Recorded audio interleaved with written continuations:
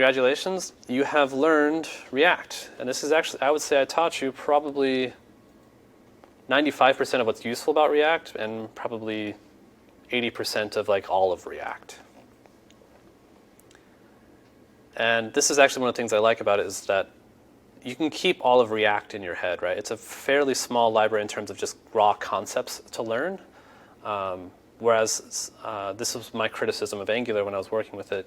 You can't know all of Angular. It's just too big. There's just too much that it does, and you can't keep that all in your head. That's fine. It does a lot of really cool stuff, and same with Ember, right? People that know how to write Ember are able to, scaffold out really incredible projects. I'm always I admire them for how productive they can be. But I don't really look at the React docs very much because it's something that if you do it enough, it just kind of all sits in your head. So I've written React for a long time. I'm a big fan. Even when I'm not writing React, I'm usually writing Preact.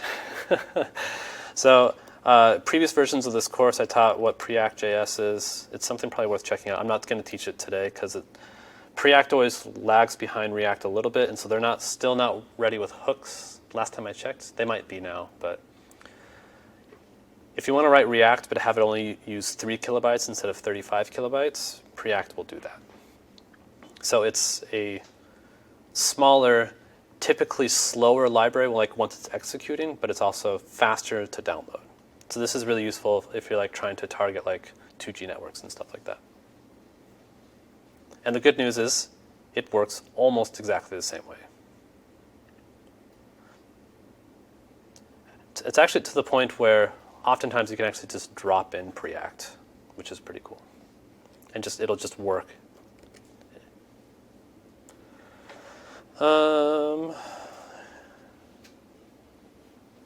Yeah, great. So that is the end of the intro to React.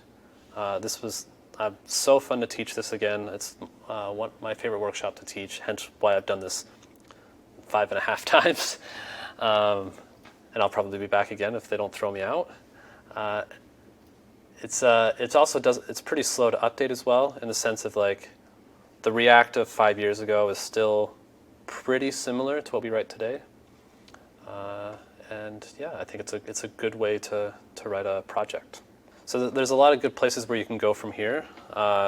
There's Intermediate React, which will be building on this same project, but we're going to go ahead and introduce kind of optional things like emotion or server-side rendering or Redux or things like that. You can go take Kent's testing course. So I have a testing module in the Intermediate React, but it's this big, and Kent's course is very in-depth on testing. There's Advanced State Management with Steve, and he does a great job of going over things like Redux and MobX and some of those other like very heavy state containers. And then there's just a lot of other really cool stuff on front-end masters. So yeah, thanks for watching. Thanks for sticking with me.